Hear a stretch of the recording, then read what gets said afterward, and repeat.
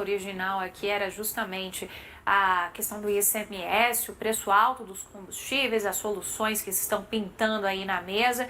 Como é que esses dois cenários se amarram, né? Taxa de juros, preço dos combustíveis.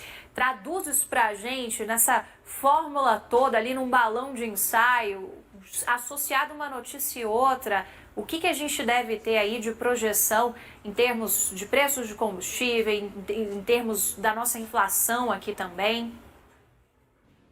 Se essa proposta for adiante, a gente vai ter uma redução artificial, né, temporária do preço dos combustíveis. E isso reduz a inflação para 22. Esse é o efeito mais imediato se a PEC for em frente. Porém, tem um efeito colateral, que é, como isso envolve uma perda fiscal muito grande, o déficit público vai aumentar, né? Então, se os agentes econômicos, se o mercado entender que essa percepção de risco piorou, né, por conta de um déficit, de uma dívida mais elevada, isso tende a amortecer, né, tende a quase neutralizar esse efeito que a gente vai ter na redução da inflação por conta da redução dos tributos. Então, o efeito não é um para um, né, mas uma coisa tende a compensar ainda que parcialmente a outra. Então, essa perda fiscal, ela tende a gerar uma desvalorização de câmbio. Essa desvalorização de câmbio pode anular o tamanho da queda original, né, que se pretendia com a redução de impostos, e acabar forçando o Banco Central a ou subir mais os juros. Eu acho pouco provável, os juros já estão muito elevados no Brasil, né? Mas é possível que o Banco Central tenha que manter esses juros altos por mais tempo, né? Ele não consiga reduzir essa taxa de juros de forma muito rápida.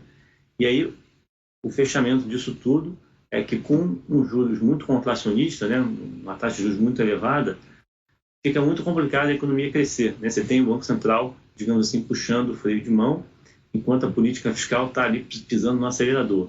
Então você fica com uma divergência aí de política econômica, né? O Banco Central indo numa direção, a política fiscal indo na outra. Então isso acaba atrapalhando a economia nesse ano por conta dessas posições divergentes. O resultado líquido é que a economia deve crescer menos, né? A gente deve estar convergindo com o PIB esse ano de aproximadamente zero, pode ser 0,5, 0,7, uma sensação térmica muito ruim, e isso vai bater no desemprego, né? A gente vai ter um desemprego mais elevado em 2022, e esse acúmulo de problemas, digamos assim, vão ter que ser enfrentados em 2023, né? Após a eleição, a gente tem um bocado de coisa para resolver.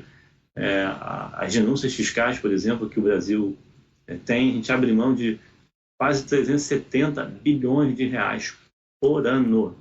Esse é o volume de renúncia fiscal que o Brasil tem, 370 bilhões de reais por ano. Isso é 4% do PIB, e essa discussão de reduzir, né, tributos sobre combustíveis só vai fazer com que esse valor aumente. Então a gente vai convergir para um valor em torno de 4,5% a 5% do PIB de renúncia fiscal. Assim, a gente vai ser um ponto fora da curva em termos de renúncia fiscal comparado com outros países. Então é um quadro geral desafiador aí para final desse ano, começo de 23. Ainda estou aqui com os seus cálculos de até 130 bilhões com o impacto da PEC dos combustíveis, né, Gabriel?